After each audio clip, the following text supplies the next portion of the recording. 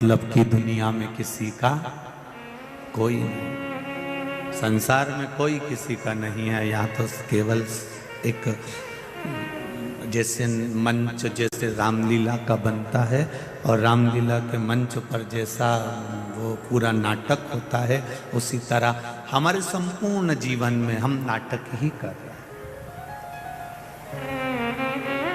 संपूर्ण जीवन के अंदर।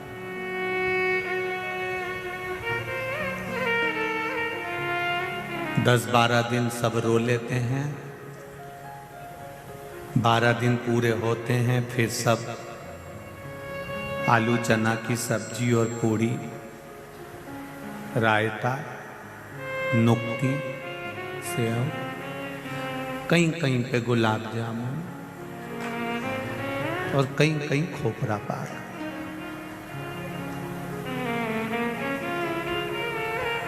और मरे में भी चैन नहीं है इनको, मरे में भोजन करने आए हैं, उसके बाद भी कह रहे हैं तरी तरी दो, उसके बाद भी कह रहे हैं कि तरी तरी दो। अरे ओ भेरू, अरे जरा विचार तो कर, वो मर गया बेचारा, सारे घर में गम, और तुम खा रहे क्या तरी तरी दो थोड़ी, रायता में जरा नुक्ती तो आन दो जरा, और नमक लाओ, थोड़ा नमक कम है रायता में, जाओ। कुछ नहीं होगा, मरने वाला मरकर चले गया, सारी जमीन जायदाद, प्रॉपर्टी, गाड़ी, बंगला, हैंडसेट, चेन, अंगूठी, मोबाइल सब यही छोड़ गया, सब यही। और जो मरने वाला था वो चले गया, उसको बापड़ा को कहीं नहीं, थोड़ी सी गाय का घी और शक्कर और कंडा जला के ऊपर धूप दे दी, बाकी का सब तरी तरी खा लिया है, और बेचारा वो घी शक्कर खा लिया। और इसमें ताली बजाने की कोई बड़ी बात नहीं थी,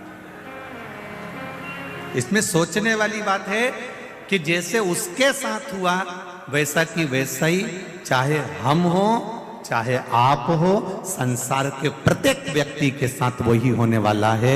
इसलिए जीते जी राम का नाम ले लो, जीते जी भगवान का भजन कर लो, जीते जी शिव मंदिर चले जाओ, जीते जी भगवत स्मरण करो, मरने के बाद का कोई प्रमाण नहीं है, आप जीते जी करो।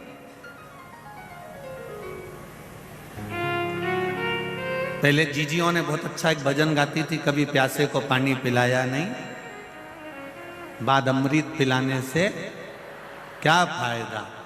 आगे क्या है इसमें, कभी गिरते हुए को, हाँ, बाद में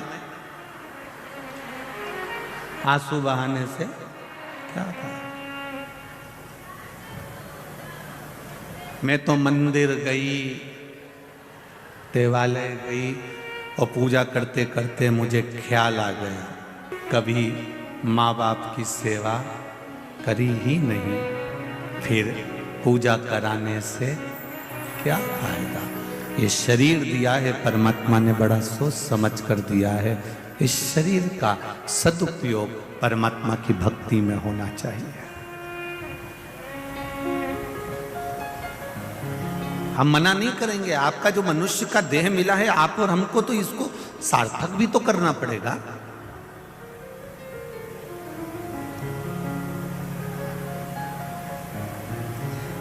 अगर ये मनुष्य का देह सार्थक नहीं हुआ, मानव का शरीर सार्थक नहीं हुआ, मानव का शरीर अगर सार्थकता की ओर नहीं गया, तो जीवन बेकार।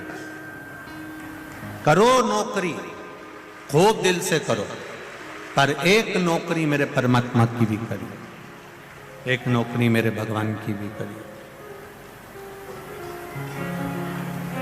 जब परमात्मा की नौकरी करोगे, और जो तुमने गवर्नमेंट की या प्राइवेट जो भी नौकरी करी है उसमें एक अंतर है।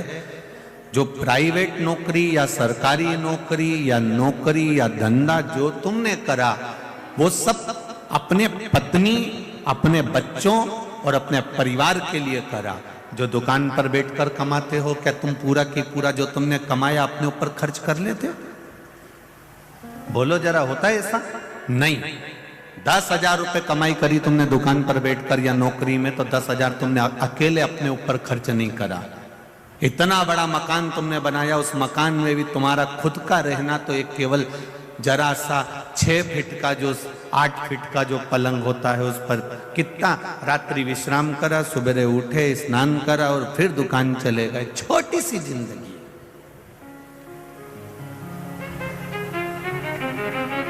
जितना कमाया तुमने उतना परिवार के लिए कमाया।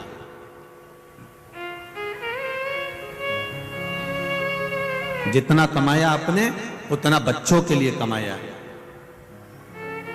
पर जो दुकान पर, नौकरी में, सर्विस में, आपने व्यापार में जो कमाया वो पत्नी और बच्चों के लिए कमाया। पर ये शिव महापुराण के पंडाल में बैठकर, टीवी के सामने 3 घंटा बैठकर, मोबाइल हाथ में लेकर, यूट्यूब फेसबुक पर कथा सुनकर ये जो कमाई कर रहे हो, ये कमाई तुम्हारी बच्चों और पत्नी की, परिवार की नहीं, खुद की, अपनी स्वयं की कमाई है।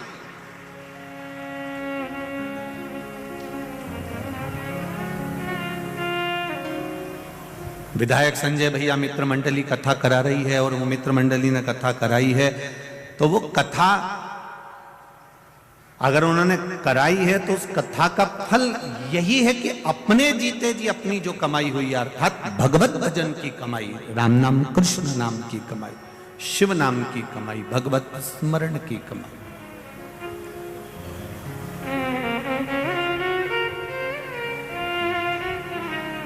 शुक्ला परिवार में भी अगर बहुत हुई होंगी तो भागवत बहुत हुई होंगी। नानी बाई का मायरा भी हुआ होगा, श्याम भजन भी हुआ होगा, राम भजन भी हुआ होगा, सुंदरकांड भी हुआ होगा, रामचरितमानस भी हुई होगी, गीता का स्मरण भी हुआ होगा, सब कुछ हुआ होगा। पर पहली बार अगर शिव महापुराण की कथा मिली है और पहली बार अगर शिव पुराण की कथा हो रही है, तो शुक्ला परिवार को भी भगवान को धन्यवाद देना चाहिए कि हमने जिंदगी में कौन सा पुण्य करा होगा जो ये शिव पुराण में। ये शंकर भगवान की जो कथा मिली है ये कोई सहज नहीं है। चारों तरफ इस ग्राउंड के जितने चारों तरफ रोड है, उस रोड पर लोग बैठ बैठ कर कथा कर तत्व ग्रहण कर रहा है। कल भी हमारे पास में पत्र आया था, आज भी पत्र आया था, तो उसमें एक ही बात कही है कि पब्लिक बहुत ज़्यादा संख्या में आ रही है, सब अपने घर पर बैठकर कथा का रसतत्व ग्रहण करें। गुरुजी आप बोलो कि अब भीड़ बहुत हो चुका है, तो अब सब अपने अपने घर में बैठ के कथा सुने। पर हमने रायपुर में जब ज़्यादा भीड़ हो गई थी तो वहाँ से कह दिया था कि कानपुर में कथा सुन लेना। कानपुर में ज़्यादा भीड़ हो गई थी तो हमने उनसे कह दिया था तुम इंदौर में सुन लेना। अब इंदौर में भीड़ ज़्यादा हो गई तो हम कहे तुम 3 तारीख से 9 तारीख तक जो बड़ौदा गुजरात में कथा है उधर सुन लेना। पर निवेदन है थोड़ा व्यवस्थित।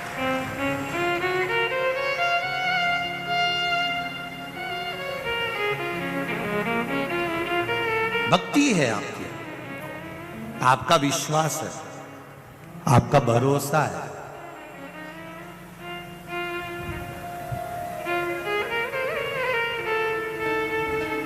और जब विश्वास प्रबल होता है ना, तभी परमात्मा की कृपा होती है। 12 ज्योतिर्लिंग शिव महापुराण की कथा चल रही है, उसमें 3रे नंबर के ज्योतिर्लिंग का वर्णन आता है श्री महाकालेश्वर भगवान का।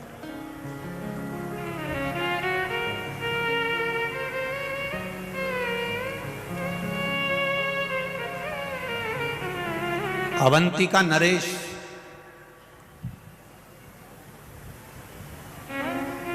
जो साधारण नहीं है महाराज, पूरी दुनिया में नगर का राजा, क्षेत्र का राजा रात भर रुक सकता है, पर अवंतिका की भूमि पर, उज्जैन की भूमि पर जहां पर मेरा महाकाल राजा बैठा है, वहां दूसरा राजा नहीं रुक सकता।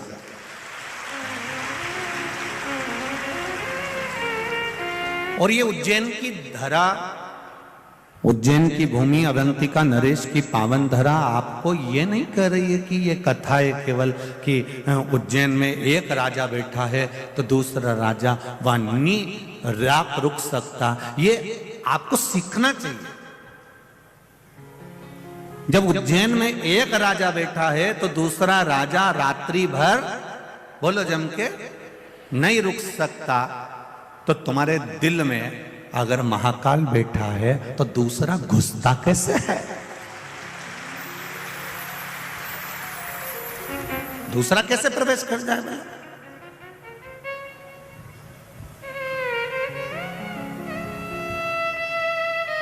कई लोग कहते हैं धर्म परावर्तन हो रहा है, धर्म परावर्तन हो रहा है, लोग धर्म बदल रहे हैं, धर्म बदल रहे हैं, कोई हमारे सनातन धर्म को तोड़ा जा रहा है दूसरे। हम कहते हैं एक बार उसके दिल में, एक बार उसकी चित्तवृत्ति में, एक बार उसके मन में अगर देव अधिदेव महादेव आकर बैठ गए तो ये मेरा विश्वास है, जब एक राजा बैठ जाता है तो दूसरा घुस ही नहीं पाता है।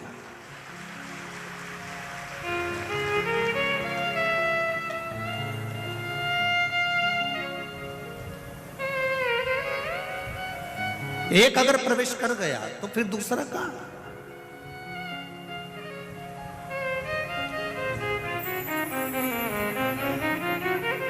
और जो एक बार अगर परमात्मा की कथा में पहुंच गया, एक बार भगवान शिव की भक्ति में पहुंच गया, एक बार भगवान शंकर की अविरल भक्ति की ओर पहुंच गया, जो एक बार भगवान शंकर से जुड़ गया, जो एक बार अपने घर पर पार्थिव शिवलिंग का निर्माण करने लगा या पूजन करने लगा या शंकर जी के मंदिर जाकर एक लोटा जल चढ़ाने लगा या भूल से भी एक बेलपत्री वो भगवान शिव के मंदिर पर चढ़ाकर आ गया, तो ये निश्चित है कि उसके दिल में मेरा महाकाल राजा विराजमान हो चुका है, अब वो भटकेगा नहीं, ये निश्चित था।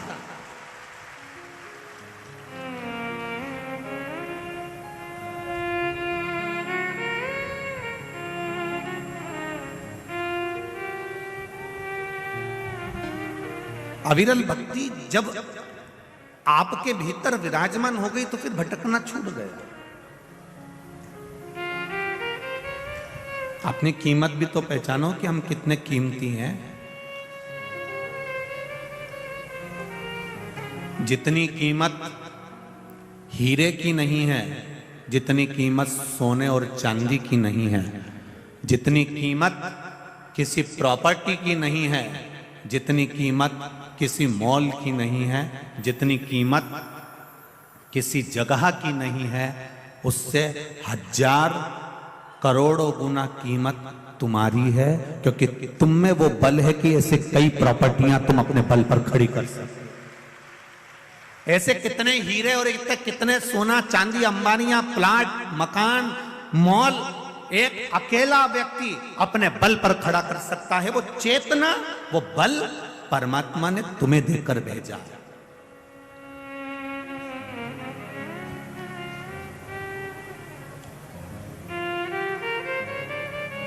कई लोग रोते हैं आंखों में आंसू भर भर के, हम तो बहुत गरीब हैं गुरुजी, हम तो बहुत गरीब हैं। हम भी कह देते जी जी काय की गरीब। अभी हॉस्पिटल चल, 10 लाख की एक किडनी बेची आते हैं, दूसरी बेची 20 लाख की खट्टा। करोड़पति बनाकर भेजा है मेरे मालिक ने आपको, किसी को भी भिखारी बनाकर नहीं भेजा। इस शरीर की जिस दिन तुम्हें कीमत समझ में आ जाएगी, कई लोग कहते हैं हमारा तो पैदा होना ही बेकार है, हमारा तो संसार में रहना ही बेकार है। हम उनसे एक बात पहले भी कहे, आज फिर कहते हैं, इतनी माताएं बैठी और इतने भाई लोग बैठे हैं, ये अपने कमरे में, अपने कक्ष में, अपने कमरे के अंदर अटाला बिल्कुल नहीं रखते। अटाला रखने के लिए इन्हें कमरा अलग से बनाकर रखा। पूछ लो तुम्हारी पड़ोसन से, कोनी मार के पूछ लो बोले, कोई दिक्कत नहीं है। तुम सोचो कि सियोर वाला महाराज तो यूं झूठी झूठी बोल रही है, तो कोई बात नहीं जी जी, हरियो कमला, कोई टेंशन नहीं, उसमें चिंता मिंता नहीं करना अपने को। अपन तो पूछ लो तुम पड़ोसन से, क्यों री भंगार का कमरा, अटाला रखने का कमरा, टान पर ऊपर इधर उधर अपन रखे कि नहीं रखे? अपना कमरा में कोई अपना अटाला का सामान रखे? ऐसा कोई नहीं है जो अपने कमरे में अटाला सामान रखेगा, बेकार सामान रखेगा, फालतू का सामान रखेगा। सबने अपने कमरे में, अपनी अलमारी में, तुम साड़ी भी वही रखते हो जो तुम्हारी काम की है, नहीं तो तुम बाकी की जो बेकार, वो तो पेटी में पटक देते। अटाला तो तुम तुम्हारे कमरे में रखते ही नहीं। जब तुम तुम्हारे कमरे में अटाला सामान नहीं रखते, कबाड़ा सामान नहीं रखते, बेकार सामान नहीं रखते, तो मेरा महाकाल राजा अपनी पृथ्वी पर अटाला को क्यों रखेगा?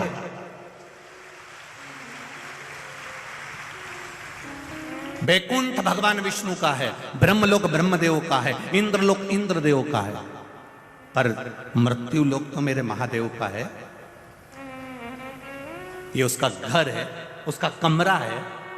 पृथ्वी पर भगवान उसी को पैदा करता है, उसी को जन्म देता है जिसको भगवान जानता है कि ये जन्म लेकर कुछ अच्छा कर सकता है, इसमें वो ताकत है कि ये संसार का उद्धार कर सकता है, उसको पैदा करता है। नहीं तो करता ही नहीं। वो तो कई माताओं के गर्भ में 4 महीने का, 6 महीने का, 8 महीने का, 15 महीने का, देखो बच्चा शांत हो जाए, 6 महीना 9 महीने का बच्चा हुआ शांत हो गया, कई पैदा होकर शांत हो जाए, कई 2 महीने का शांत हो जाए।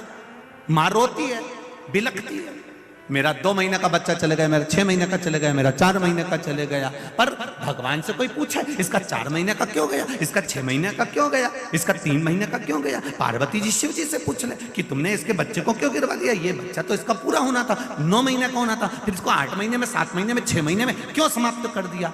शंकर भगवान बोले मुझे अपने घर में अटाला नहीं रखना, जो काम का होगा उसी को मैं रखूंगा, जो काम का नहीं है उसको मैं नहीं रखूंगा।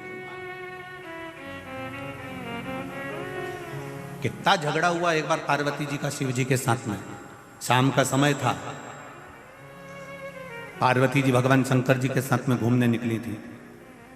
भ्रमण करते करते माता पार्वती जी ने एक बच्चे को देखा जिसके हाथ विकलांग थे,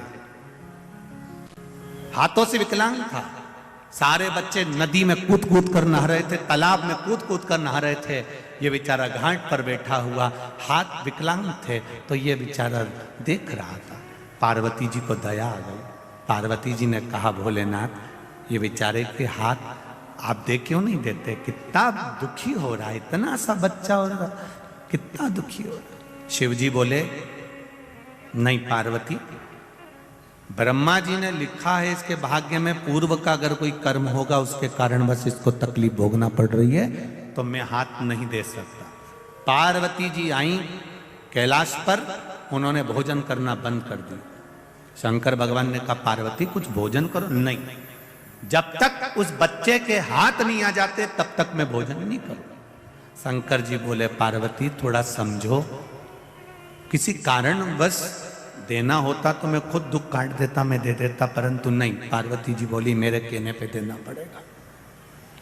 शिव जी ने कहा ठीक है। शंकर भगवान ने तथास्तु करा, उसके दोनों हाथ अच्छे कर दिए। दूसरे दिन वो नदी में नहाने गया, तालाब में नहाने गया।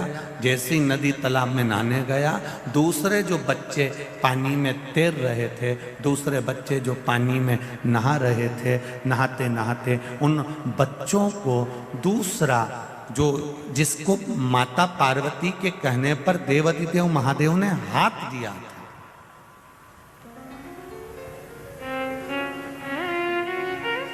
जिसको हाथ दिए थे माता पार्वती के कहने पर, वो बच्चा दूसरे बच्चे जो नहा रहे थे उनको पानी में डुबो डुबो कर मारने लगा। पूरे गांव में लोग रो रहे हैं, पूरे गांव में हाहाकार मची है, सब तरफ लोग आंसू बहा रहे हैं। पार्वती जी आज शिव जी के साथ में घूमने निकली तो पूछा प्रभु ये क्या हो रहा है, ये पूरा गांव क्यों रो रहा है? कहा इनके बच्चे मर गए। इतने सारे घर में बच्चे मर गए, किसने मारा? इन बच्चों को कौन ने समाप्त करा? कहा जिसको तुमने हाथ दिलवाए हैं वापिस, उसने इनको समाप्त कर दिया। पार्वती मैंने मना करा था कि ब्रह्मा जी की लेखनी को मत पलटवाओ, पर तुम नहीं मानी। मैंने सोचा था कि इसका पेट कैसे भराएगा। शिव जी कहते अगर हाथ नहीं भी काम करते तो पेट भरने की जवाबदारी मेरी होती, पर तुमने बदलवाया इसलिए सारे घर के दिए बुझ गए। ये समझना है हमें।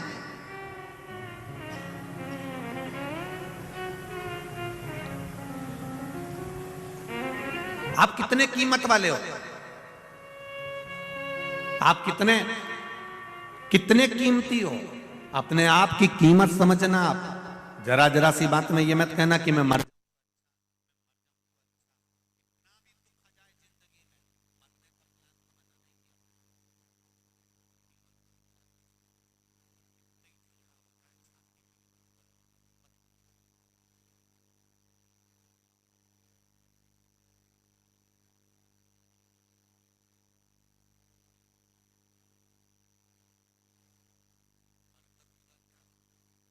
मरने के बाद क्या वापस दूसरी बार मनुष्य का शरीर मिल जाएगा क्या? नहीं। ये मानव का जो शरीर मिला इसकी कीमत समझो, और जिस दिन इसकी कीमत तुम्हें समझ में आ गई, जिस दिन इसकी कीमत तुम्हारे जीवन में समझ में आ गई, फिर आपको जीवन में कभी दुख नहीं होगा।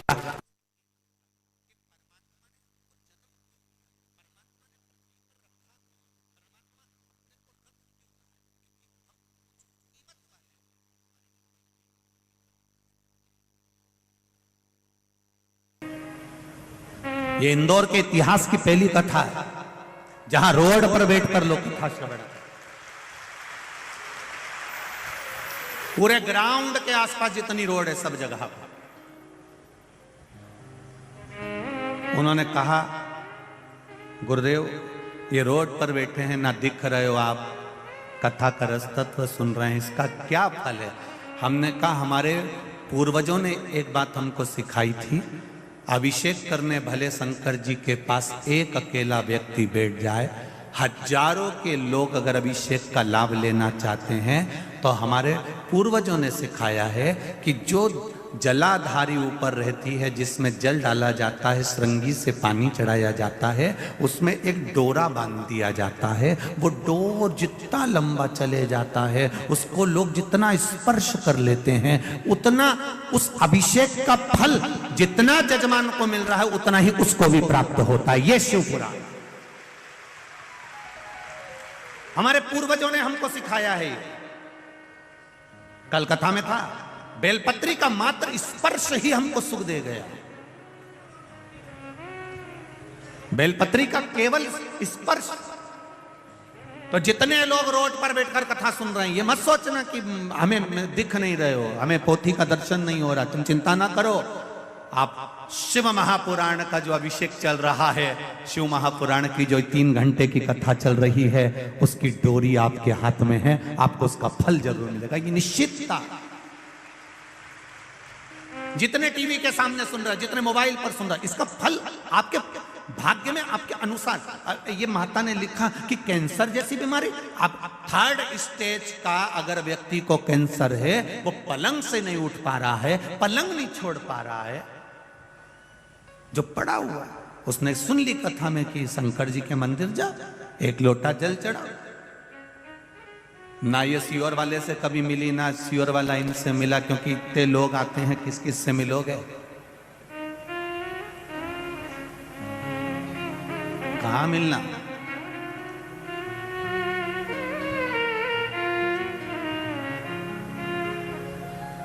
समय नहीं इतना आपके पास भी कि आप हमसे मिले और या हम आपसे मिले, इतना समय किसी के पास नहीं। केवल आप लोगों का जो भाव है इन पत्रों के माध्यम से आ जाता है, वो भी जितने पढ़ाते हैं पढ़ लेते हैं, बाकी के यहाँ पर रखे रहते हैं। इंदौर वालों के लिए छोड़ के चले जाएंगे, बाद में तुम पढ़ते रहना, आराम से बैठकर निकालते रहना। उसमें मोबाइल नंबर भी है, सबसे बात भी कर लीजिए। खुशी जीवन की आपको। उज्जैन के महाकाल बाबा का 3 ज्योतिर्लिंग का जो वर्णन किया गया, ये साधारण नहीं है मेरा महादेव। उज्जैन महाकाल राजा जहां बैठे हैं, उसमें दूसरा राजा प्रवेश नहीं कर सकता। उसी तरह जिसके दिल में शिव आकर बैठ गए, फिर दूसरे धर्म का व्यक्ति चाहे कितना भी लोभ दे दे, कितना भी उसको लालच दे दे वो जाता ही नहीं है।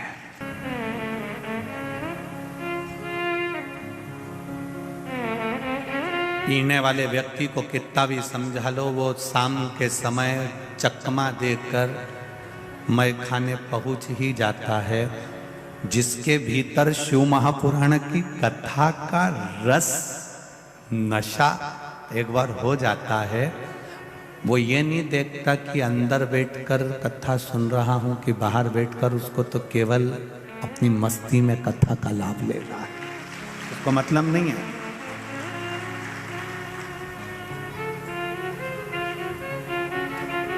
शिव भक्ति का जो बल है वो साधारण बल नहीं। कितना सुंदर वृत्तांत कहा। अवंतिका नगरी में एक ब्राह्मण रहता था। वैसे तो पूरी अवंतिका नगरी ब्राह्मणों से भरी हुई थी। संपूर्ण अवंतिका नगरी, मेरे महाकाल की नगरी उज्जैनी ब्राह्मणों से भरी पड़ी हुई थी। कहते हैं काशी में और उज्जैनी में, ये दो जगह पर सबसे ज्यादा ब्राह्मण जन निवास करते थे और उज्जैनी पूरी ब्राह्मणों से भरी पड़ी हुई थी। एक ब्राह्मण उस उज्जैनी, सारे ब्राह्मण कर्मकांडी थे, पूजन करते थे, अर्चना करते थे, संध्या करते थे, भगवत भजन करते थे, स्मरण करते थे, भगवान से लाड लड़ाते थे, शिव आराधना में लगे रहते थे, भगवान की अविरल भक्ति में लगे रहते थे।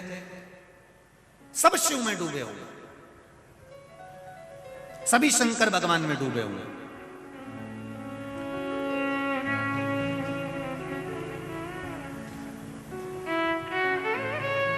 पहले था क्या? केवल एक देव, अधिदेव महादेव। त्रेता आया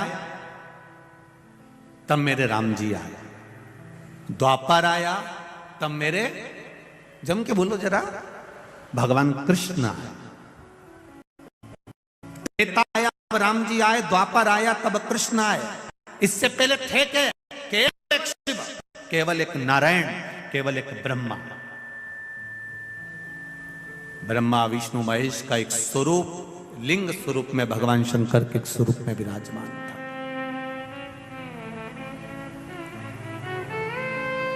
अब पूरे अवंतिका में ब्राह्मण ही ब्राह्मण। एक ब्राह्मण एक ऐसा था जिसको वेद की प्रियता थी, जिसको भजन की प्रियता थी, जिसको भक्ति की प्रियता।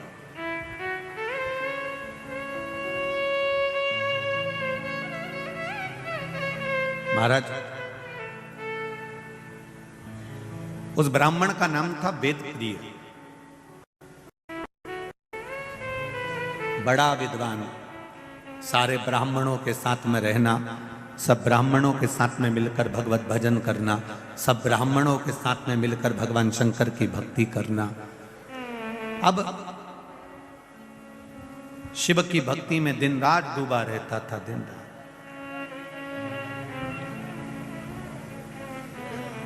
उसी समय पर रत्नमाल पर्वत पर एक राक्षस हुआ जिसका नाम दूषण। क्या नाम था? दूषण नाम का राक्षस। ये अवंतिका से 2 योजन की दूरी पर रहता था। जिस पर्वत का नाम था रत्नमाल पर्वत, उस रत्नमाल पर्वत के ऊपर दूषण नाम का राक्षस रहता था। यह दूषण नाम का जो राक्षस था, इसने ब्रह्मा जी से वर प्राप्त करा, बहुत तप करा, बहुत तप। कहते हैं इसने हजारों हजार वर्ष तक तप करा, पर ब्रह्मदेव ने आकर इसको वर नहीं दिया। ये परेशान हो गया वर मांगने के लिए।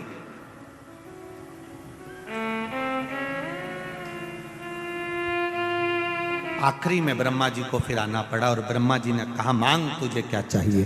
तो उसने एक बात कह दी, अगर देना चाहते हो तो मुझे दीजिए कि मेरे प्राण ना छूटे। ब्रह्मा जी ने कहा, यह तो हो नहीं सकता कि तू मरेगा नहीं, मरना तो पड़ेगा।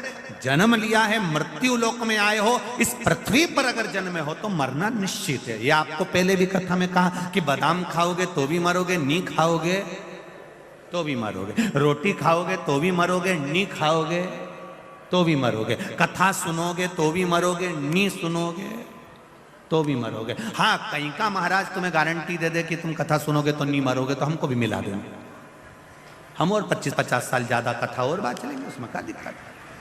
बच्चा, कथा सुनोगे तो भी मरना, नहीं सुनोगे तो भी मरना। बस अंतर केवल इतना सा है कि जैसे तुम भजन कर कर, कथा सुनकर अगर मरे, तो बिल्ली अपने मुख से अपने बच्चे को जैसे पकड़ती है, साथ घर लेकर जाती है, वो बच्चा सुरक्षित रहता है। और बिल्ली अपने मुख से चूहे को पकड़ती है, चूहा मर जाता है। उसी तरह जो भगवान शंकर की भक्ति कर कर, राम कृष्ण की भक्ति कर कर, परमात्मा का भजन कर कर जो मरता है, वो बिल्ली के बच्चे जैसा बचकर बैकुंठ का राज करता है, बैकुंठ का सुख भोगता है।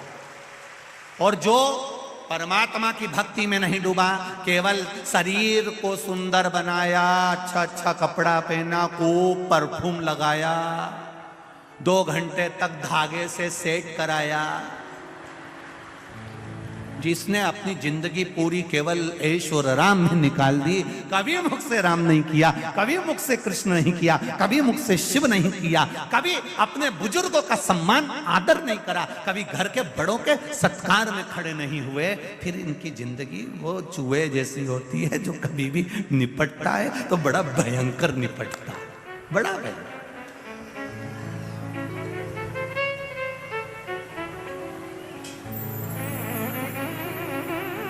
भक्ति के बल पर चलते, भाव के बल। महाराज दूषण ने कहा मुझे मरना नहीं है, आप मुझे वर दीजिए ब्रह्मदेव।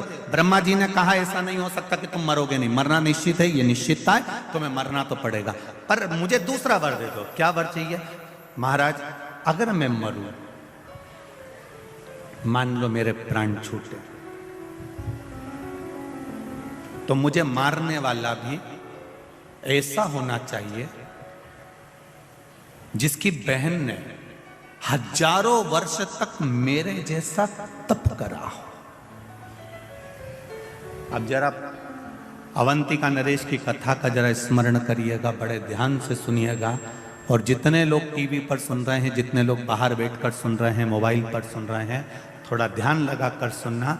मुझे मारने वाला वो होना चाहिए जितना तप मैंने करा। अगर कोई पुरुष मुझे मारता है तो उसकी बहन ने साथ इतना ही तप होना चाहिए जितना तप मैंने किया। और यदि मेरे प्राण छूटते हैं और मेरा रक्त भूमि पर गिरता है तो मैं रूप फिर बदल सकता हूं। ब्रह्मा जी ने कहा तुम्हारा रक्त अगर पृथ्वी पर 1000 जगह गिरा तो तुम तो 1000 रूप रख लोगे, कुछ थोड़े से रूप तुमको दे सकता हूं। तो दूषण नाम के राक्षस ने रत्नमाल पर्वत के ऊपर जो तप साधना में बैठा था वर मांगा, अगर मैंने मेरा रक्त 84 बूंद पृथ्वी पर गिरती है तो मैं 84 बार रूप रखकर लड़ सकता हूं, मुझे वर दो। ब्रह्मा जी ने कहा तथास्तु, पर एक बात सुन लो, अगर 84 ही रूप उस बहन के भाई ने धारण कर लिए और उसने तेरा संहार एक साथ कर दिया तो फिर तेरा अंत निश्चित है। मैं मानता हूं कि मेरा अंत हो जाएगा। अब इतना वर सोच समझकर मांगा गया, इतना वर मांगा है। दूषण नाम का राक्षस तो आनंदित हो गया, उसने अवंतिका नगरी में प्रवेश कर गया। उसका सबसे बड़ी, वो कहते हैं ना, उसकी सबसे प्रिय चीज क्या थी, उसकी हॉबी क्या थी, तो कहा उसकी प्रियता, सबसे प्रियता यह थी कि ब्राह्मण के बच्चों को पकड़कर उनका रक्त निचोड़कर पीता था और बच्चों को जमीन में छोड़ देता था।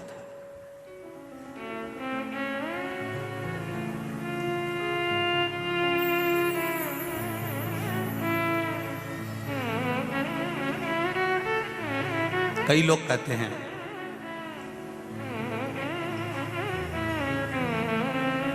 कि ब्राह्मणों ने जिंदगी भर केवल राज करा है, ठाट करा है। ऐसा नहीं है। पूरी पृथ्वी के जितने मंदिर हैं, देवालय हैं, जितने पूजा स्थल हैं, जितने सरोवर, जितने कुंड, जितनी नदियां, जितने तालाब, जितनी बावड़ियां हैं, इन जगह पर जाकर आप इतिहास पढ़ेंगे और सुनेंगे तो आपको मिलेगा सबसे प्रथम में बलिदान देने के लिए भी ब्राह्मण ही खड़ा होता था। निश्चितता। ये जितनी भी कथाएं होती है ना, सत्यनारायण जी की कथा देख लीजिए तो आपको मालूम पड़ जाएगा एक गरीब ब्राह्मण था। एकादशी की कथा निकालिए, उसमें आ जाएगा एक गरीब ब्राह्मण था। सारी कथाओं को निकाल कर देखिए, उसमें लिखा मिलेगा आपको कि एक गरीब ब्राह्मण था। इस जगह पर किसी बढ़िया को नहीं बोला, इस जगह पर किसी अन्य व्यक्ति को नहीं बोला। क्यों? ब्राह्मण का नाम लेकर मार्क इसलिए करा गया जिससे ब्राह्मण अपने भीतर शांति रखता है। अगर उसका नाम लिख भी दिया तो उसको कोई चिंता नहीं है, कम से कम हमारी नाम पढ़कर लोगों को मार्ग तो मिल जाएगा, लोग संभल तो जाएंगे, लोग सुधर तो जाएंगे। ठीक है, उतना।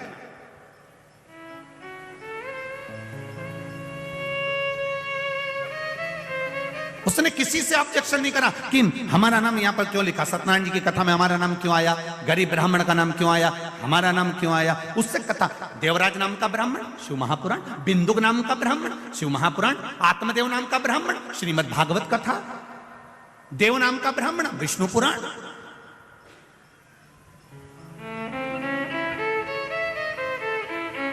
कल्याण नाम का ब्राह्मण कुर्म पुराण। आप उठाओ, एक एक पुराण में सबसे पहले कथा चालू होती है तो वहां पर उसके क्यों? क्योंकि उससे अगर कथा का प्रारंभ हो रहा है तो कोई को ये बुरा ना लगे। कहीं अगर किसी व्यक्ति का नाम लिख देते, किसी अन्य वर्ण का स्मरण कर देते तो उनको लगता कि हमारा नाम लिख दिया, तो उन्होंने कहा इसी का लिख दो, इससे मार्ग तो मिलेगा। कोई बात नहीं है, सहनशील है, शांति का प्रतीक है, इसके भीतर धीरजता रहेगी, कोई बात नहीं। तो यहां वर्णन किया वेद प्रिय नाम का ब्राह्मण और इस दूषण नाम का राक्षस रत्नमाल पर्वत से नीचे आया। नीचे आकर अवंतिका में प्रवेश कर गया। अवंतिका में प्रवेश करते करते उसने तुरंत ब्राह्मण के बच्चों को रूप धर कर जाता था। ब्राह्मण के घर में खूब बड़ा शास्त्री बनकर जाता था और ब्राह्मण के बच्चों को कहता था कि मैं तुमको विद्या दूंगा, आपके बच्चों को मेरे साथ में लगाइए। और ब्राह्मण के बच्चों को जब विद्या अध्ययन के भाव से लेकर जाता था, उनको बाहर निकलकर निचोड़ कर रक्त पी जाता था। सारे ब्राह्मणों के घरों में रोज का हाहाकार मचा होता था, रोज रोते थे, रोज आंसू ढलते थे, प्रतिदिन शव निकलते थे, बिलखते लोग।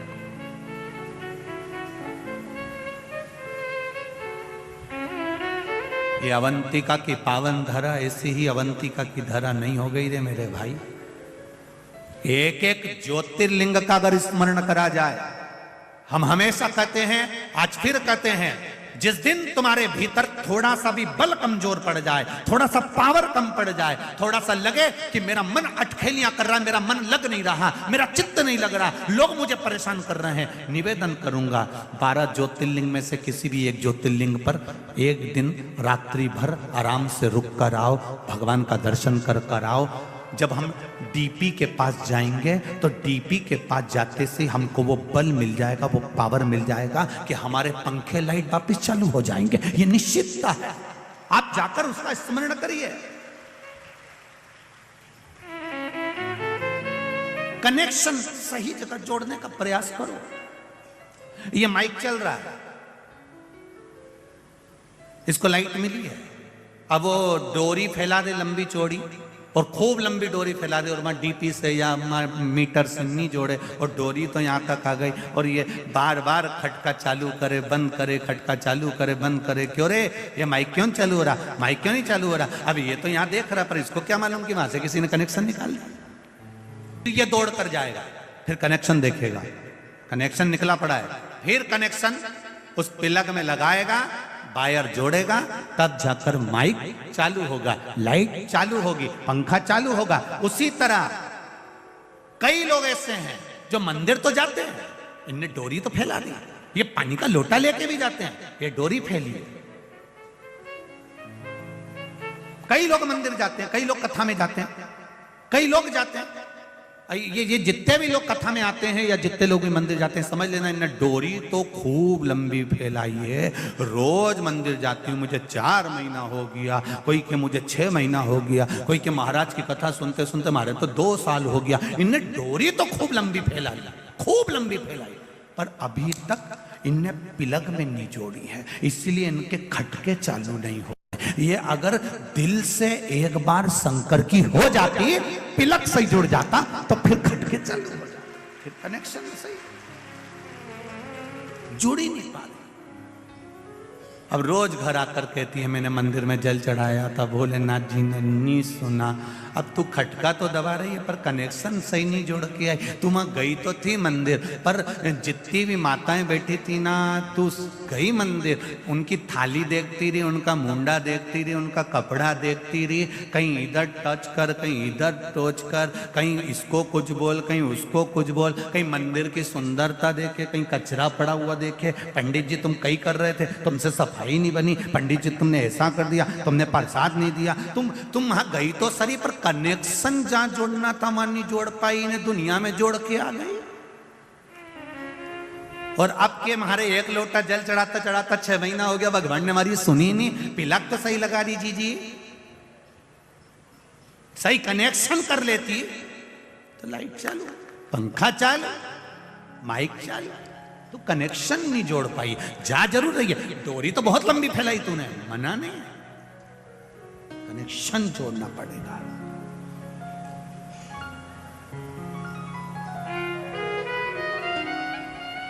जितने भी लोग भगवान के मंदिर जाते हैं उनसे निवेदन है, दिखावे से मत जाना, बिल्कुल मत जाओ दिखावा करने के लिए, और कथा में भी भीड़ बढ़ाने के लिए बिल्कुल मत जाओ। कनेक्शन जोड़ना है हमें हमारे महादेव से। जैसे ये बहन आई, उसने कहा 3rd स्टेज का कैंसर था, पर शिवजी के मंदिर में वो लोटा लेकर, शरीर ऐसा था कि पलंग पे से उठ नहीं सकती थी, फिर भी उसके परिवार वालों के साथ हाथ पकड़ के शंकर जी के मंदिर तक गई। मतलब दिल से कनेक्शन जोड़ लिया था कि शिव पुराण में महाराज ने बोला है तो मेरा भोलेनाथ मुझे सही करेगा, अब वो करेगा। कनेक्शन जुड़ गया, सही हो गई। अब कनेक्शन ही सही नहीं जुड़ता और ये जाती रहती ये पोछा लगाए, झाड़ू लगाए। अब ना कई माताएं ऐसी है कि दूसरे को दिखाने के चक्कर में झाड़ू उठा के झाड़ दे। ये तो वही बहू जैसा हाल, चाय बना के ले आई ट्रे में धर के। दूसरे को दिखाने के लिए हमें झाड़ू नहीं लगाना, दूसरे को दिखाने के लिए हमें जल नहीं चढ़ाना, दूसरे को दिखाने के लिए हमें पशुपति व्रत नहीं करना, दूसरे को दिखाने के लिए हमें शंकर भगवान का गुणगान नहीं करना। हमें दिखावे से दूर रहना। मेरे भोलेनाथ जी को दिखावा प्रिय नहीं है। मेरे शंकर भगवान को दिखावा कोई मतलब का नहीं, उसको चाहिए ही नहीं तुम्हारा दिखावा। तुम तो तुम्हारे पास रखो, वो शंकर जी कहते हैं मुझे चाहिए ही नहीं। तुम तो 1 लोटा पानी उंडेल के चले जाओ।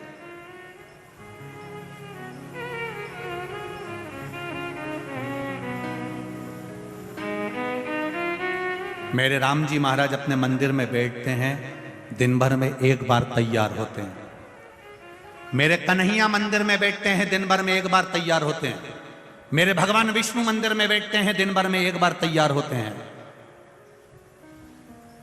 दत्तात्रेय भगवान मंदिर में बैठते हैं, दिन भर में 1 बार तैयार होते हैं। देवी मैया मंदिर में बैठती है, दिन भर में 1 बार तैयार होती है। केवल 33 कोटि देवी देवता में केवल एक महादेव है जो जितनी बार जल चढ़ाने आता है उतनी बार तैयार कर जाता है, श्रृंगार कर। क्यों, किस लिए?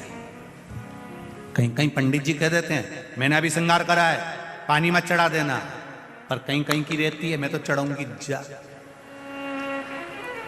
यहां शिव पुराण कर रही है, सारे देवी देवता 1 बार तैयार होकर बैठ जाते हैं, मेरा महादेव दिन भर तैयार होता है, 24 घंटे तैयार होता है। क्यों तैयार होता है? स्कंद पुराण में कहा वेद व्यास जी ने कि शंकर भगवान बार बार तैयार इसलिए होते हैं, वो अपने भक्तों को बल प्रदान कर कर कहते हैं कि हिम्मत मत हारना, दुनिया के लोग तेरे करे धरे पर पानी छोड़कर जाएंगे तो फिर तैयार होकर आगे बढ़ जाना। क्या स्कंद पुराण में वेदव्यास जी कहते हैं, भगवान शंकर प्रेरणा देते अपने भक्तों को, अपने गणों को, कि दुनिया के लोग पानी चढ़ा कर जाएंगे फिर तैयार होकर बैठ जाना, घबराना नहीं, फिर तैयार हो जा। एक बार कहीं का गिराएगा, 2 बार नीचे गिराएगा, 3 बार नीचे गिराएगा, बार बार पांव पकड़ कर गिराएगा, कितनी बार। वो एक संत की कथा आती है, संत महाराज स्नान कर कर आ रहे थे, ऊपर बैठा हुआ व्यक्ति ने ईर्ष्या भाव से संत के ऊपर थूक दिया, पान खा के बैठा था, थूक दिया, संत वापस चले गए, फिर नहाया, उसने फिर थूक दिया, वो फिर गए, फिर नहाए, फिर थूक दिया, खूब थूका, आखिरी में मुंडा में पान खत्म हो गया। अब बापड़ा थूक के बता, अब और थूकता रहा तो मुंडा में थूक ही खत्म हो गया। अब उसको पानी पीने की जरूरत पड़ रही, पानी भी नीचे आ गया। संत के चरणों में आकर बोला, गुरुदेव मैंने आपके ऊपर इतना थूका, इतने अपशब्द कहे, इतनी गालियां दी, इतनी आड़ा टेढ़ा बोला, इतना थूका, गुरुदेव आपको बुरा नहीं लगा? गुरुजी ने उसके चरणों को प्रणाम करा, रोज गंगा की एक डुबकी लगाता था, बापड़े तेरे चक्कर में 100 लग गई, तेरे चक्कर में ये 100 डुबकी लगी, नहीं तो मैं कभी नहीं लगाता, इतनी डुबकी तो कभी नहीं लगाता, पर तू थूकता था, मैं स्नान करने जाता था, मेरे मालिक ने कितनी कृपा कर दी कि मुझसे 100 डुबकियां लगवा ली। यही विचार हमारे भीतर आना चाहिए, हारना नहीं। एक बार अगर पानी चढ़ाकर चले गया, दूसरी बार मेरा भोलेनाथ फिर तैयार है, फिर पानी चढ़ाया फिर तैयार है, फिर पानी चढ़ाया फिर तैयार है। मेरे शंकर भगवान कहते हैं, मैं नहीं घबराता, फिर तैयार होकर बैठ जाता, फिर तैयार। क्यों घबराना?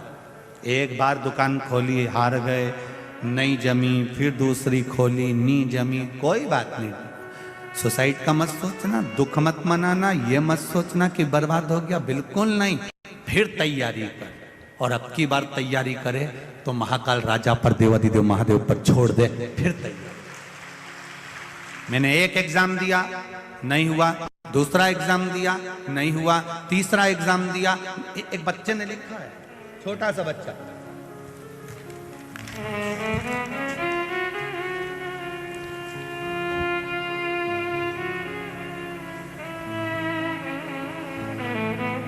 आयुष सुनेरे मेरा नाम है। आयुष कहीं बैठे हो बेटा? आप ही हो? श्री शिवाय नमस्तुभ्यम, हर हर महादेव, दोनों हाथ हिला दो एक बार।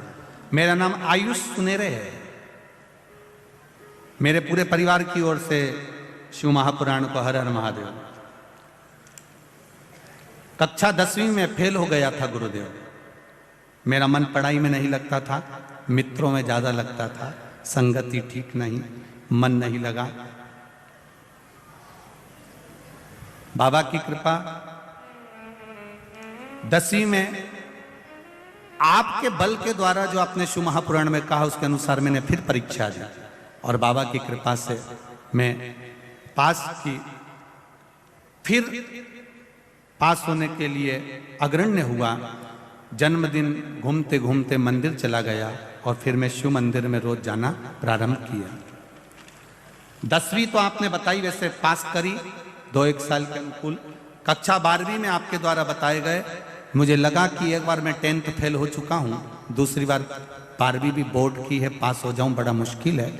पर आपने जो बेलपत्री पर शहद लगाकर बाबा को प्रतिदिन समर्पित करने का बताया था, मैंने भी पढ़ाई के साथ में मेरे मित्रों के साथ रहता पर समय नहीं मिलता, पर जितनी पढ़ाई करी वो बेलपत्र का प्रयोग करा।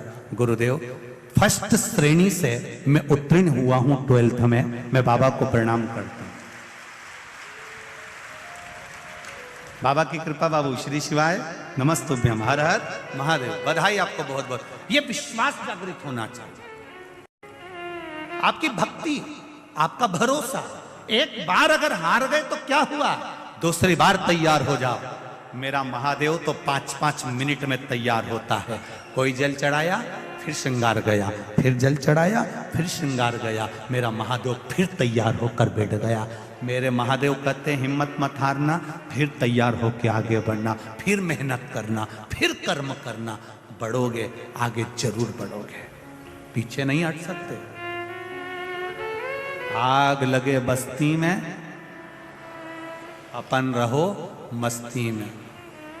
दूषण नाम का वो राक्षस आया, ब्राह्मण के बच्चों को निचोड़ कर पीता।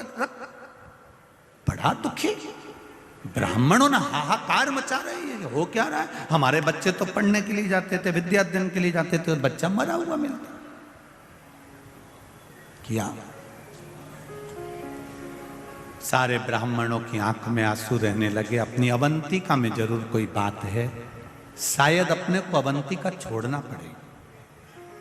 इस अवंतिका को अपन छोड़ दो। सुन लेना जरा जीजियों, जरा से इस कथा को। अपनी अवंतिका में जरूर दोष है, इसलिए अवंतिका छोड़ना पड़ेगा। ये आपके साथ में भी कई बार हुआ है। अपने घर में जरूर किसी ने कुछ कर दिया है, इसलिए अपन को घर बदलना पड़ेगा, तभी अपन उन्नति कर पाएंगे, तभी अपन उन्नति कर पाएंगे।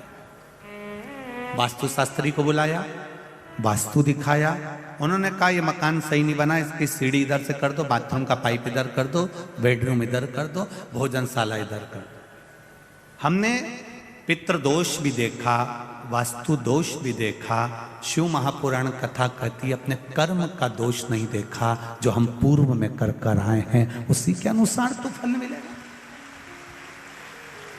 देखा हमने, सारे ब्राह्मणों ने विचार करे अवंतिका में जरूर कुछ है, हमें अवंतिका छोड़ना पड़ेगी। हम भी विचार करते हैं जब हमारा व्यापार नहीं चढ़ता, हमारे घर में क्लेश होता है, हमारे घर में परेशानी आती है, हमारे घर में कष्ट आता है, हमारे घर में बीमारी आती है, तब हम सोचते हैं ये मकान नहीं फल रहा, ये जमीन नहीं फल रही, ये मकान नहीं फल रहा, इसको छोड़ना पड़ेगा।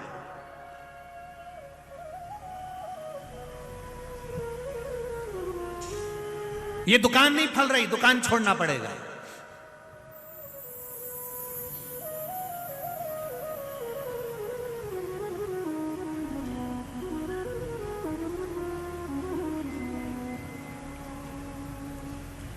जैसा तुम सोच के बैठी हो कि ये मकान नहीं फल रहा, इसको छोड़ दो, दुकान नहीं फले तो इसको छोड़ दो, और जिस भेरू के साथ तुम्हारी शादी हुई और जिस जगदम्बा के साथ तुम्हारा ब्याह हुआ और वो नहीं फले तो ठीक है छोड़ दो। ये भी अपशब्द बोलती है, ये भी आड़ा तड़ा बोलती है, ये भी गाली देती है, ये आड़ा तड़ा बोलती है, मैं इसको छोड़ दो। नहीं, उसको निभाओ, उसको निभाना है।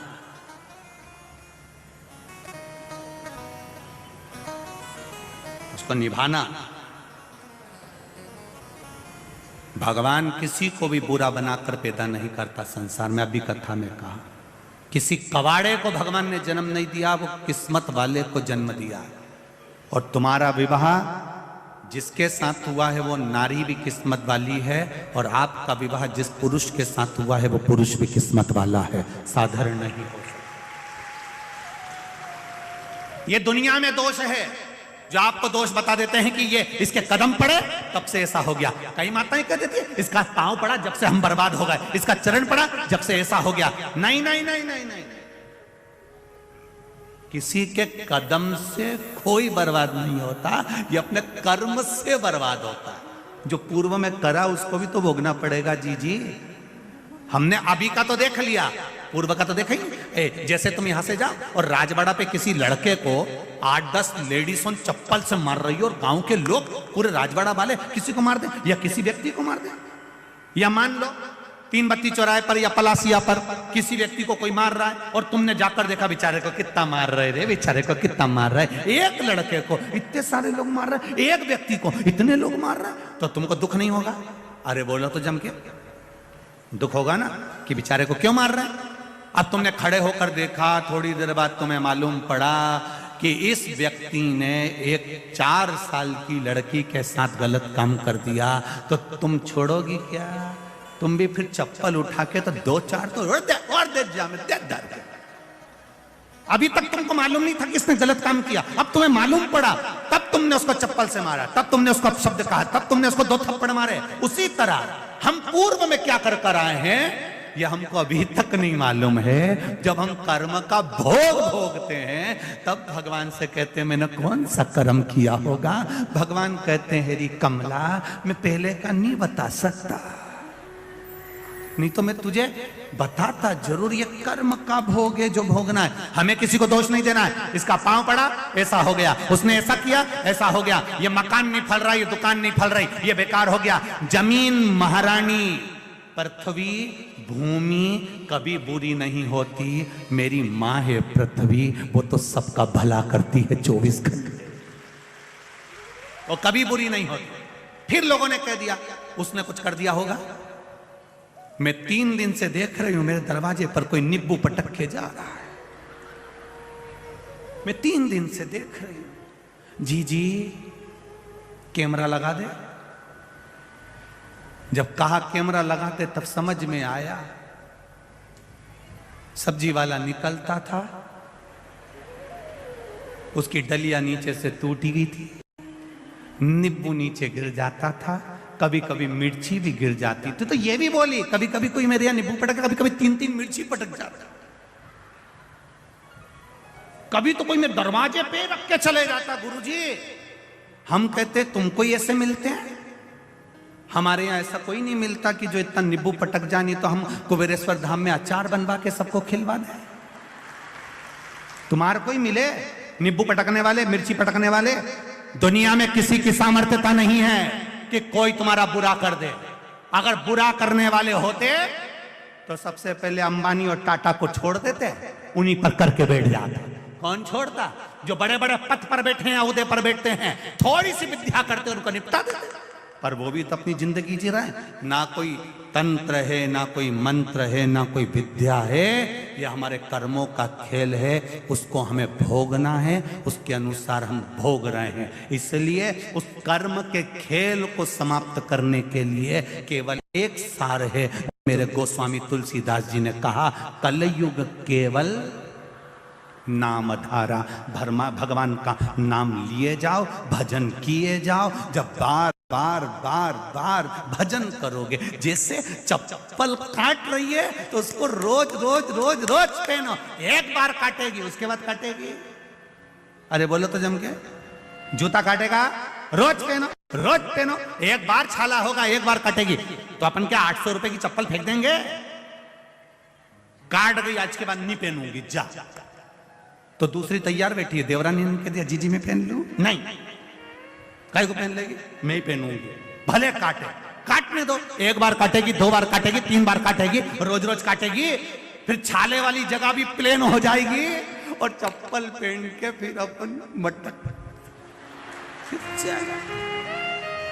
क्या कर लेगी? फिर चप्पल अपना क्या बिगाड़ लेगी? उसी तरह एक बार दुखाएगा, 2 बार दुखाएगा, 3 बार दुखाएगा, 1 बार कष्ट आएगा, 2 बार कष्ट आएगा, 3 बार कष्ट आएगा। कितनी बार भगवान देगा? तुम भजन करते जाओ, करते जाओ, करते जाओ। भजन के बल पर वो कष्ट भी मिट जाएगा। महादेव कहेगा आजा अब मैं तुझे गले लगा लेता। कितना देगा? दे दे, करो भजन। दूषण ने उपद्रव मचाया, ब्राह्मणों ने सोचा अवंतिका छोड़ दो। तब वेद प्रिय ब्राह्मण के पास सूचना गई, सारे ब्राह्मण अवंतिका छोड़ रहे हैं। वेद प्रिय ने कहा अवंतिका क्यों छोड़ना? ये अवंतिका तो हमारी जान है, ये पृथ्वी, ये घर, ये मकान हमारा है। हम लोगों के कहने पर इसको कैसे छोड़ दें? घर नहीं फल रहा, किसी ने कह दिया घर नहीं फल रहा, तुमने घर छोड़ दिया। अब किराए के मकान में रह रहे हो। घर बेचकर जो पैसा मिला था सारा के सारा बर्बाद हो गया। अब कर्जे में लदालूम हो गए। मकान भी किराए का, दुकान भी किराए की, सब किसी के कहने पर छोड़ दिया तुमने कि मकान अच्छा नहीं है छोड़ दो, दुकान अच्छी नहीं है छोड़ दो। मत छोड़ना, आखिरी दम तक मत छोड़ो, पड़े उसी में चलाते हो। नहीं छोड़ो।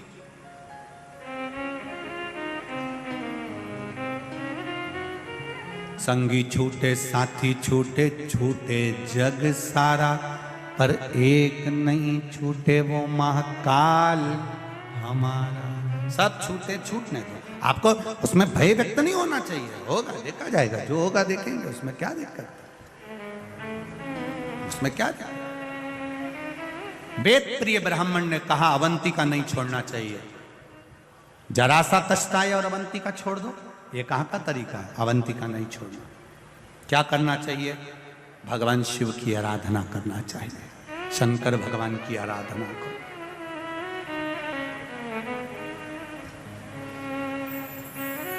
शिव की आराधना, शिव की आराधना करने से जरूर हमें उसका फल प्राप्त होगा, ये निश्चित है।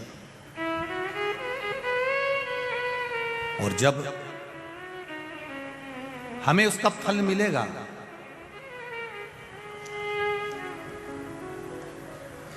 और उसका आनंद हमको अवश्य प्राप्त होगा, ये निश्चित। करो आप शिव की आराधना। कहा भगवान शंकर की आराधना करना तो हम तो पहले से कर रहे हैं। ब्राह्मण बोले रोज भगवान का आराधना करते, रोज पूजन करते, रोज अभिषेक करते, रोज अर्चना करते। फिर करो। वेद प्रिय ने अपने पुत्र को बुलाया, बेटा जाओ।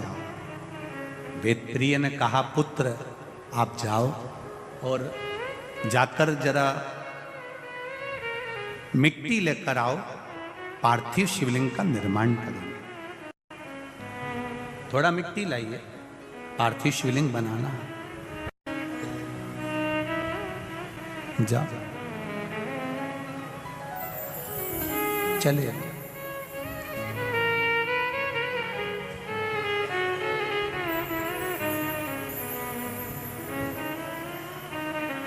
और जब चले पार्थिव शिवलिंग के लिए मिट्टी लेने के लिए, वेद प्रिय जी के पुत्र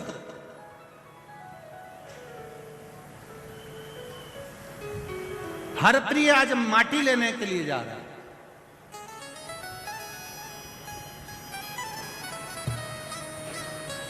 अवंतिका की मिट्टी उठाकर लाया, बाहर गया, मिट्टी लेकर आया। पिता ने कहा पुत्र ये तुम कहां की मिट्टी लेकर आए हो? पुत्र ये मिट्टी कहां की है? क्यों पिताजी हुआ क्या? इस मिट्टी में क्या है ऐसा? पुत्र ये पूरी की पूरी मिट्टी लाल हो रही है, ये पूरी की पूरी मिट्टी लाल है, पूरी की पूरी मिट्टी लाल हो रही है। ये कहां की मिट्टी है? कहां से मिट्टी लाया? कहा पिताजी आपने कहा था कि अवंतिका की मिट्टी बाहर जाओ और मिट्टी लेकर आओ, मैं तो मिट्टी लेकर आ गया। ये मिट्टी मुझे नहीं मालूम लाल काय से हो रही है। इतने में पास में बैठा हुआ एक ब्राह्मण कहता है वेद प्रिय जी अभी आपको कहा था कि ब्राह्मणों के बच्चों के रक्त गिर रहे हैं, पूरी पृथ्वी लाल हो जा रही है, अवंतिका लाल हो जा रही है, जरूर इस पे भी रक्त गिरा होगा। उन्होंने वेद प्रिय ने हर प्रिय को कहा हर प्रिय इस मिट्टी को वापस बाहर फेंक दो, श्रेष्ठ जगह की मिट्टी लेकर आओ, जो अच्छी मिट्टी हो वो लेकर आओ।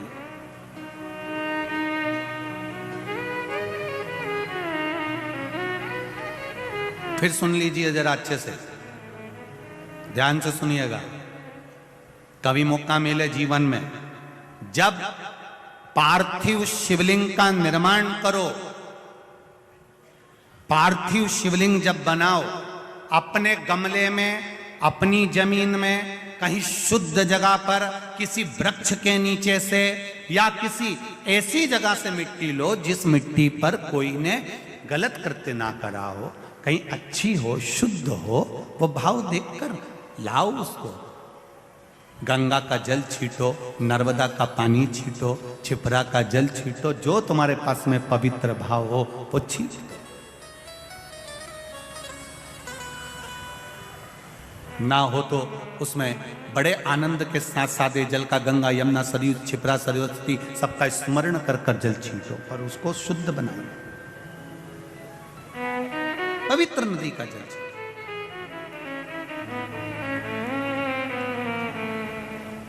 अब लोग क्या करते हैं कि मिट्टी चाहिए तो ये जो बीच में डिवाइडर नहीं बने होते रोड के बीच में, जहां पेड़ पौधे लगे होते हैं, वहीं की मिट्टी ले जाते हैं। अब हमने कई बार देखा गाड़ी से चलने वाला तो 2 मिनट में पिचकारी चला जाता है। अब मैं पूरी मिट्टी में, अब तो खैर इंदौर में तो नहीं है ऐसा कि इंदौर तो अब बाबा की कृपा से सुधर गया है, अब लोग गंदगी इतनी नहीं करते हैं और सब आनंद में रहते हैं, ये सबसे बड़ी।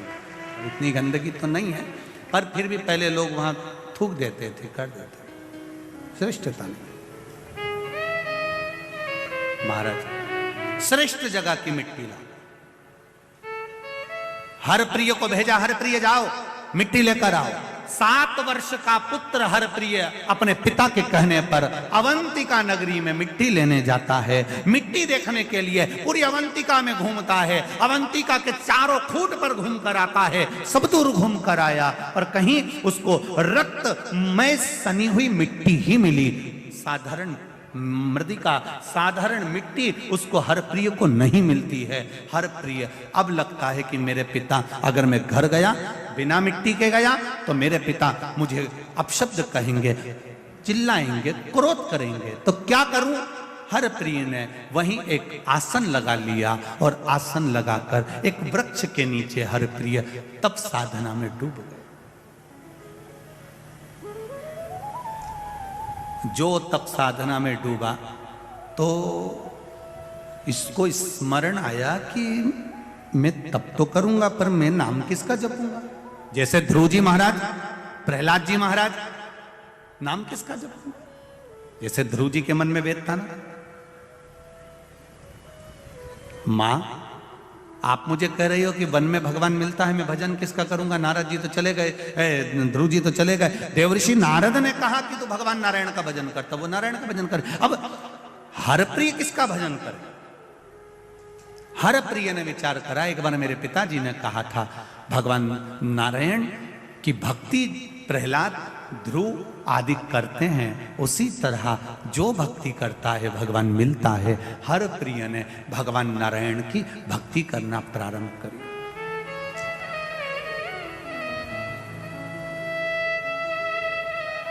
ऐसी भक्ति हर प्रिय ने करी कि बैकुंठ लोक हिलने लगा। भगवान विष्णु रूप बदल बदल कर आते और हर प्रिय के पास में आकर खड़े हो जाते। हर प्रिय, हर प्रिय, हर प्रिय नेत्र नहीं खोलता। भगवान फिर गए, भगवान विष्णु ने दूसरा रूप रखा, फिर आए, भगवान विष्णु ने तीसरा रूप रखा, फिर आए, भगवान विष्णु ने चौथा रूप रखा, फिर आए, भगवान विष्णु ने 5वां रूप रखा, फिर आए, भगवान विष्णु ने 6ठा रूप रखा, फिर आए, भगवान विष्णु ने 7वां रूप रखा, फिर आए, भगवान विष्णु ने 8वां रूप रखा, फिर आए, और भगवान विष्णु ने जब 9वां रूप रखा, तब भगवान विष्णु जब सामने आकर खड़े हुए, हर प्रिय ने नेत्र खोल लिए।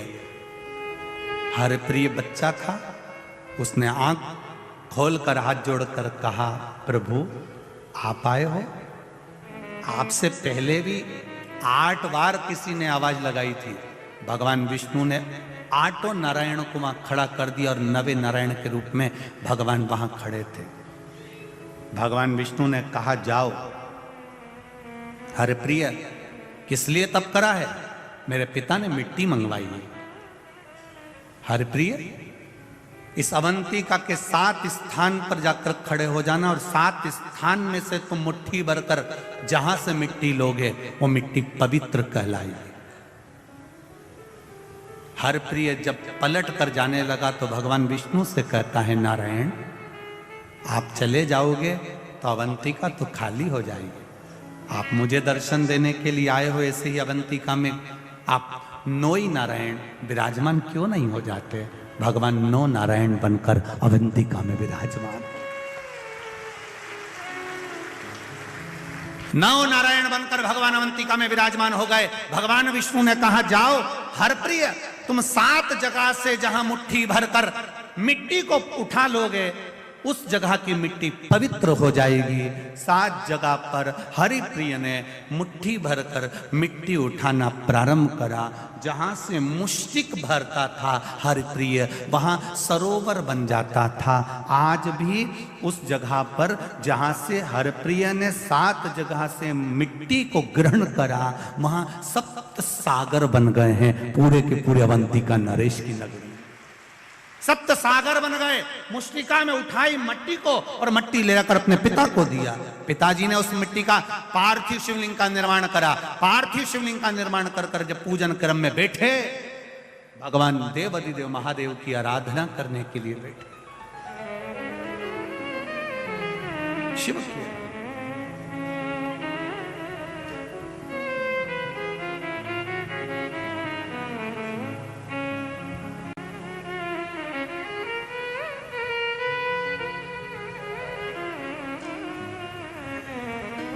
मेरे सिर पर रख दो